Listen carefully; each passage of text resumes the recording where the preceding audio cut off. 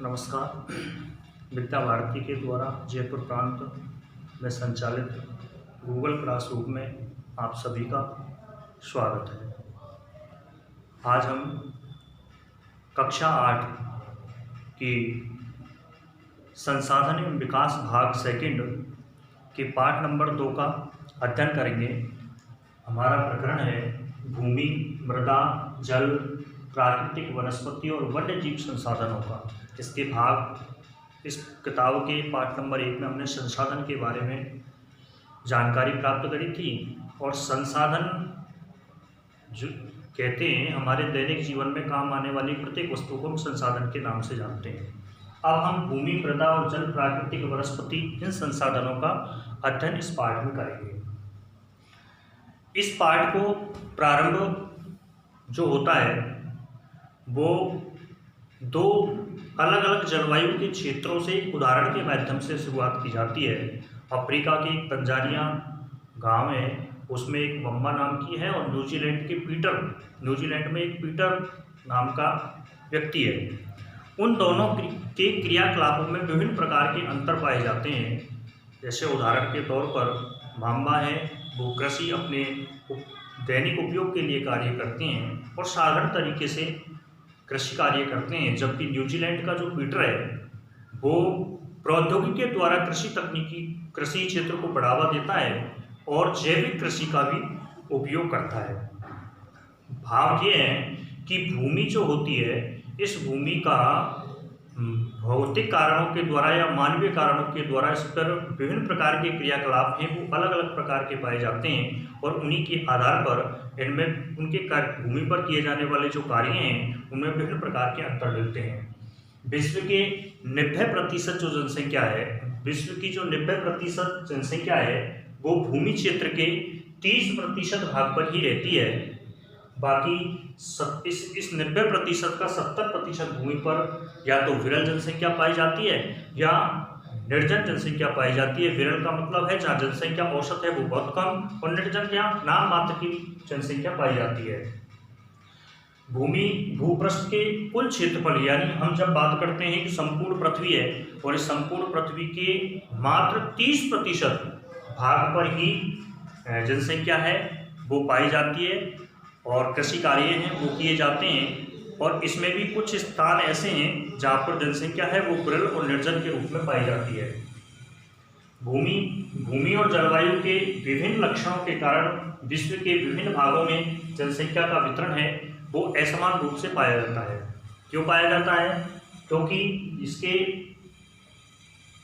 जो बनावट है, इसकी जो भौतिक कारण हैं, जो जलवायु हैं, इसमें विभिन्न प्रकार के अंतर पाए जाते हैं। कहीं पहाड़ हैं, असमान वितरण है, कहीं रेगिस्तान है, इसके कारण जनसंख्या है वो आवासीय क्षेत्र है वो विभिन्न प्रकार के अलग अलग, और कहीं जैसे गंगा ब्रह्मपुत्र का मैदान है, भारत की बात करें तो गंगा ब्रह्मपुत्र का मैदान है, इसमें विभिन्न प्रकार के कृषि है वो अधिक की जाती है। सघन क्षेत्र है, कृषि होने के कारण सघन क्षेत्र पाया जाता है, जनसंख्या ज़्यादा पाई जाती है। वहीं हमारे ही देश में जो रेगिस्तानीय क्षेत्र है, थार का मरुस्थल है, वहाँ पर जनसंख्या है वो बहुत कम पाई जाती है। जनसंख्या का वितरण है वो असमान रूप से पाया जाता है। काय के कारण? भौतिक कारणों और जलवायु के कारण। जलवायु जो होती है वो विशेष रूप से प्रभाव डालती है, इसलिए जनसंख्या का वितरण भी विभिन्न क्षेत्रों में असमान रूप से पाया जाता है। इसके बाद है भूमि उपयोग।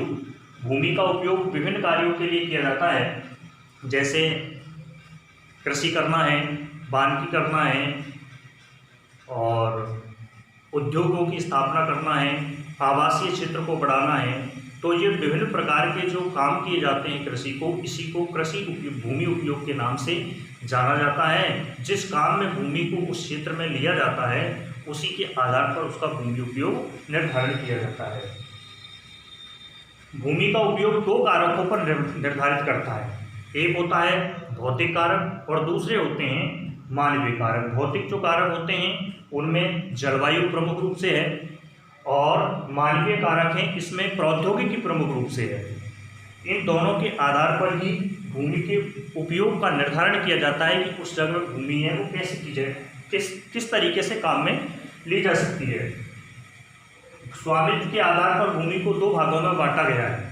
एक होता है निजी भूमि और दूसरा होता है सामुदायिक भूमि। निजी भूमि जिस पे किसी व्यक्ति विशेष का अधिकार हो, जो पर्सनल हो, जिस पर अपना अधिकार हो, उसे निजी भूमि के नाम से जाना जाता है। और दूसरा होता है सामुदायिक भूमि, जिसमें समाज या सभी क्षेत्रों का हिस्सेदारी हो, सभी उसका उपयोग कर सकते हैं, उसे सामुदायिक भूमि के नाम से जाना जाता है। इसके बाद भूमि संसाधन संरक्षण वर्तमान में विभिन्न कारणों के द्वारा भूमि निम्नीकरण है, भूस्खलन है, मृदा अपरदन है, इनके कारण भूमि का है वो ह्रास लगातार है वो बढ़ रहा है। और पर्यावरण के खतरे को ध्यान में रखते हुए भूमि संरक्षण को बचाना जरूरी है।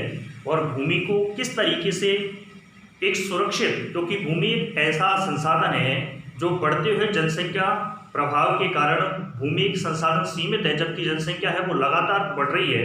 इसके कारण भूमि का जो ह्रास है, भूमि का जो निम्नीकरण है वो ज़्यादा बढ़ रहा है। इसके लिए इसके संरक्षण पर, पर्यावरण को ध्यान में रखते हुए संरक्षण पर विशेष ध्यान देने की आवश्यकता है। भूमि संसाधन संरक्षण के उपाय, हम भूमि संसाधन संरक्षण को कैसे बढ़ा सकते हैं, इसमें अधिक से अधिक बल लगाकर रासायनिक, आज के समय में कृषि क्षेत्र में जनसंख्या का दबाव बढ़ने के कारण कृषि क्षेत्र में ज़्यादा से ज़्यादा जनसंख्या का बोझ बढ़ रहा है और कृषि उत्पादन को बढ़ाने की क्षमता चल रही है। इसलिए रासायनिक उर्वरक और कीटनाशक दवाओं का अत्यधिक उपयोग किया जा रहा है। इससे भी भूमि संरक्षण है उसका लगातार ह्रास हो रहा है।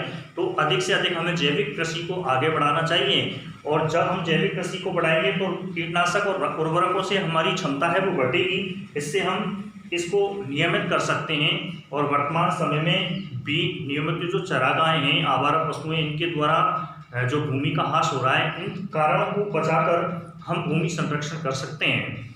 इस पार्ट में हमने ये भूमि संसाधन के बारे में जानकारी प्राप्त करी थी और इसके आगे का जो चैप्टर है वो आगामी वीडियो में दिखाई देगा, उसमें हम अध्ययन करेंगे। नमस्कार।